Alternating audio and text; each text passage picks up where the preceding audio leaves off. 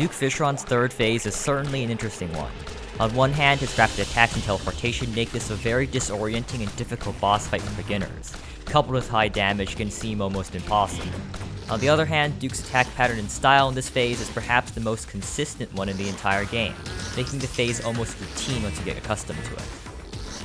However, even if you know the basic 1-2-3 dash attack pattern of Duke, it can still be quite difficult to act on it in the heat of the moment. The timing can be quite hard to get right, and if you move slightly wrong, it can and will often cost you your life. But it doesn't have to be that way.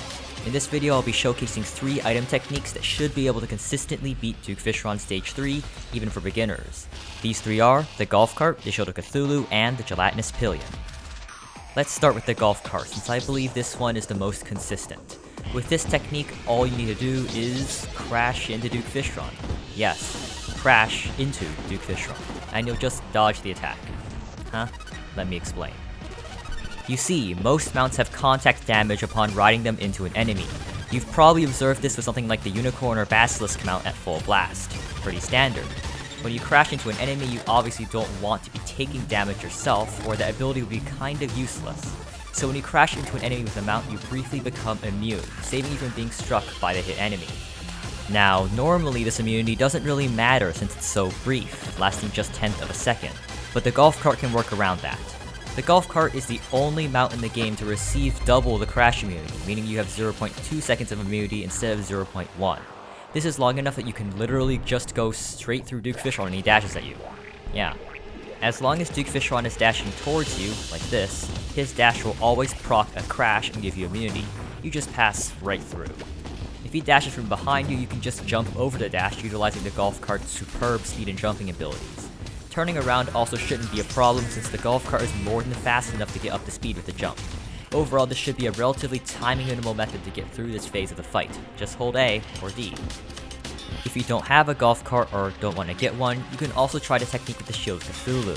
Just like with the Golf Cart, this technique involves abusing immunity, but in a slightly different way. With the shield, all you need to do is dash into the Duke when he dashes at you, like this. You should bounce straight off and escape scot-free. Once again, this is because of immunity. When you dash into a target with the Shield of Cthulhu, you get immunity to prevent yourself from taking damage, similar to a mount's crash. As long as you can count to 3, you should be able to execute this. 1 dash, dash. 2 dashes, dash, dash.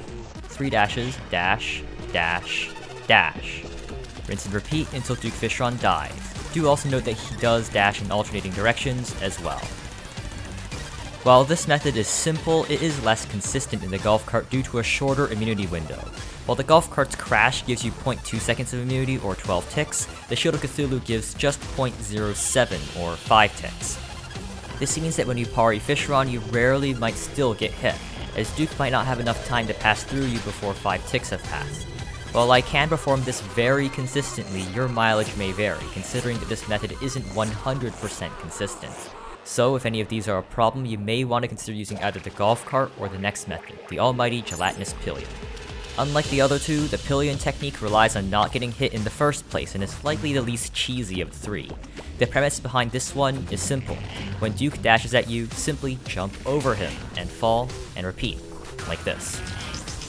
Duke Fishron always heads toward your initial position when he starts dashing. That's his job. So all you need to do is jump up until he finishes his dash to dodge that. Then, if he has a second dash, he'll dash up and miss you when you're falling.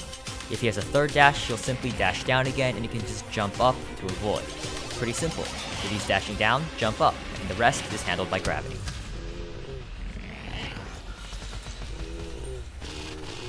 Well, that's Duke Fishron Phase 3 in a nutshell. Hopefully you enjoyed.